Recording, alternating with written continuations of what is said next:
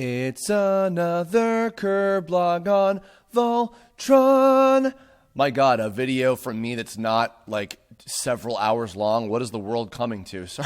Sorry, it's been a while since I've done a shorter Kirblog, or even a Kirblog in general. I think I only really put out 2 in February. But hopefully the stuff that I've been doing and all the streaming crap and everything has been somewhat entertaining in the meantime. But I figured I would try to do this one real quick. A few people, various people had asked me on Twitter if I was going to be reviewing Voltron Season 2, and I figure, well, it's still relatively new. I say that as I'm, over a month late after it's been, uploaded to Netflix, or uploaded, you know what I mean. But, so this will be a short one. Don't have a ton to say, but I definitely wanted to give my thoughts since, I think about a little over half a year ago now, I did the initial one about the first season. Overall, definitely a major improvement. I sped through the whole thing in maybe like a few days or so, watched a few episodes each day. And it was a good time. My overall kind of thought is this show is still not like, wow, it's certainly not like anything incredible, but definitely enough that like I'm certainly interested and I want to keep watching. I mean, even the first season, which wasn't anything to shake a stick at either. Like it was enough to get me to want to keep watching it. So there's certainly something about it, even beyond just the the animation, of course, being super pretty.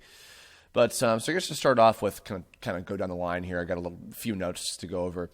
First 2 episodes, kind of picking up immediately after the end of the first season, where everybody gets kind of split up into different wormholes. Interesting ways to kind of bring the game back together with the little elsewhere stories of what happened to the different characters and being split up in different sections and everything, except for Pidge, who's just great and can solve any problem by herself, apparently.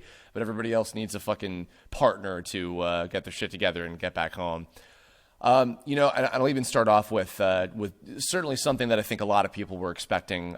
Shiro not dying was kind of, but teasing it or teasing the fact that he was going to be gone. I think it was a good choice. The fact that he's a very popular character and the fact that a lot of people were kind of expecting him to die, and certainly the first episode and making it look like, well, he's not going to make it. This is going to be the end.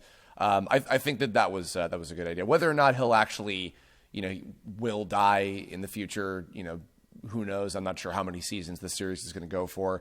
But certainly, I think in season 3 we're in for the change that is bound to happen with Voltron in general, and that Keith will pilot the Black Lion, Lance will pilot the Red Lion, and Princess Allura will pilot the Blue Lion. Or maybe they'll go a different route this time. Maybe they'll rearrange some things. Who knows?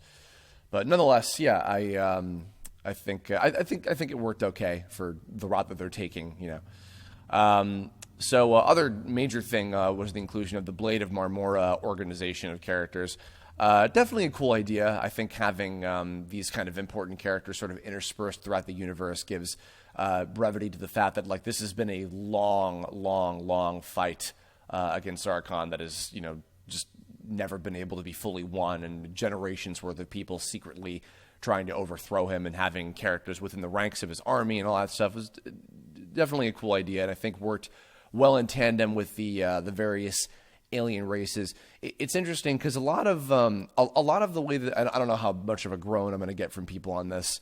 A lot of this kind of reminds me a bit of what I think the idea was with the characters in traveling around in Dragon Ball GT. In the first part of that series, where like it was the sort of space adventure, and every few episodes they were on a different planet and different races of aliens and things. I think that this show puts the different alien races to better use. I think that they were a lot more like well-rounded and interesting. The designs were cool, and certainly using them for different purposes. Like we need to get this kind of resource, we need to get this energy type in order to make this thing that this other race can create together, and kind of thing. I will say though, unfortunately, I'm still finding that I just don't really care that much about the other alien characters. I think the only one that was really that funny to me was the I can't remember his name, but he was sort of like bird-looking guy with the sort of like Indian accents. He was pretty funny. I liked his whole like I can see into the infinite realities, and this one is where we're going to die or whatever. Like his whole paranoia and Shiro having to put up with them. He was a fun character. I kind of liked him, but yeah, most of the other like representatives, they were just kind of like, yeah, they're here, and then they go, and it's like, all right. That said, though, my God, I think that Space Mall and all of its crazy inhabitants was probably my overall favorite episode of this one. It was just a good mix of like still like fun action stuff and like pretty decent comedy, and all of the other little like situational characters were all like amusing and cool, and everybody kind of got something fun to do in this episode. So that was, I think, overall that middle point was my favorite of this entire season, even more than like the big, more serious like big battle episodes or whatever, which is good because I think that the fact that was the most like that was the one I feel like I got the most out of the characters in general. Because so to kind of move on to talking about the characters themselves, Pidge, Shiro, Lance, and Karan are all fine. You know, they're still kind of like par for the course. Nothing like super deep with them. You know, obviously a little bit more with Shiro because of getting his flashback stuff. Alora had a little more depth to her this time. You know, not by super much, but I mean the kind of things with with her relationship with Keith, which I'll get to that later. To Keith, that is. That, you know, just a little bit more dimension other than just, you know, as Mike Lucas kind of jokes, is just her personality is, you have to form Voltron. I will say, also, Xander Mobus was like, she's the worst. And I was talking to him about it recently. I hate to say this, Hunk is the worst. Like, Hunk has literally just been nothing but like, hey guys, food jokes because I'm fat. Ha, ha. Isn't that funny? No, it's not. Please stop. I don't want to hate you, but my God, every time you're ever on screen, you just make me hate you. Like, God almighty. Yeah, so not super thrilled with that. Congratulations. He got a power up for his yellow lion. Good for him. Yay, good, whatever. The villains are still also pretty simple. I mean, you know, we don't get that much more with the with Zarkon's race. I can't remember what they're called, but at the very least, I did like that the underling characters that we see in each episode were a little bit more memorable. You know, we had the kind of short, like you know, conniving one who like really wants to like get attention and get in with good with Zarkon, and then like the big like super imposing one with like the pet whatever the hell that thing is that just says yup all the time was kind of funny. The mall cop one on the fucking what's it called, the moped thing or whatever was pretty funny.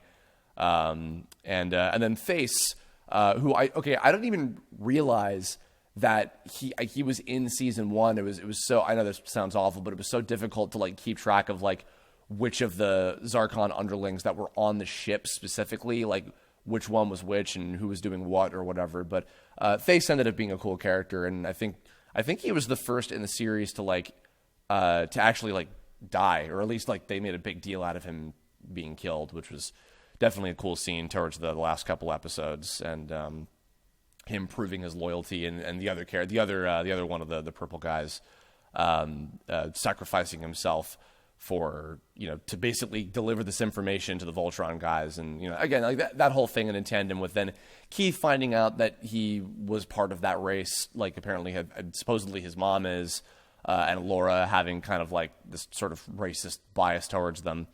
You know, Keith, I think overall, was the one who improved the most. He got the most amount of like new character development, you know, that I think was, because I mean, in the first season, he was also just fine, but there just wasn't a whole lot to him. He's just like, yeah, I'm here too. I'm cool and brooding. And it's like, all right, well, I mean, you're not annoying, but you're just kind of like, I'm here. But this one, I think he got the most amount of fair attention. I'm curious to see, you know, I'm sure that if I know my little bits of you know, previous American Voltron writing shit or whatever, that Prince Lotor was probably betrothed to Princess Alora, so he'll be a major, you know, bishy villain pretty boy character in season 3, and Keith will probably have like a big rivalry with him or something, as he has to be the leader now or whatever, you know. So I you know, again, interested, not enthralled, but enough that I'm like, yeah, okay, when season 3 comes out, I'll be sure to watch it.